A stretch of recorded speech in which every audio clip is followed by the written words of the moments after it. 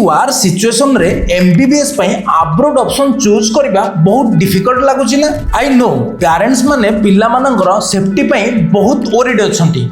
आज हम डिस्कस करबा करंट सिचुएशन रे दुईटी most stable and safest country होची आपनकर Kyrgyzstan and Kazakhstan.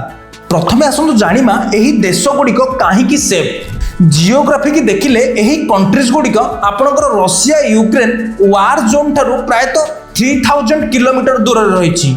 सेठारे war impact zero रही एंड इंटरनेशनल सैंक्शन रो बिल्कुल भी रिस्क नहीं। सेकेंड पॉइंट होची आपनकर फाइनेंशियल फ्रीडम। रशिया रे एबे स्विफ्ट बैन जो फीस पठाइबे बहुत बैंकिंग हर्डल्स अछि, किंतु सही केस रे आपण किर्गिस्तान एंड काजाकिस्तान रे सीधा सड़क यूनिवर्सिटी रो अकाउंट नंबर रे फीस ट्रांसफर करि परिबे। No hidden risk, only 100% financial transparency. Third point होची एनएमसी कंप्लायंस। सबुठारु गुरुत्वपूर्ण कथा होची एनएमसी रूल्स एंड 2026 रो न्यू गाइडलाइन हिसाब रे 54 मंथ रो कोर्स एंड 12 मंथ रो क्लिनिकल इंटर्नशिप सही सेम यूनिवर्सिटी रे करिया पई पड़िबो। एही दुईटी देशर टॉप मेडिकल यूनिवर्सिटीज माने एही रूल्स को 100% फॉलो करंती, जहा द्वारा आपन को इंडिया फेरी नेक्स्ट एग्जाम दबारे कोनोसी प्रॉब्लम हेबो नाही।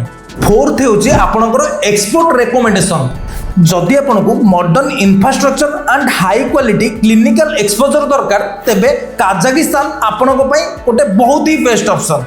आ जदि आपको लिमिटेड बजेट भितर वैल्यू एजुकेशन दरकार तेबे किर्गिस्तान आपन गोटे परफेक्ट ऑप्शन। मन रखु 2026 रो एडमिशन एबे स्टार्ट हो गलानी। आज ही ओडिसा रो most trusted abroad MBBS consultancy Acharya Drona education world सहित जोगाजोग करंतु।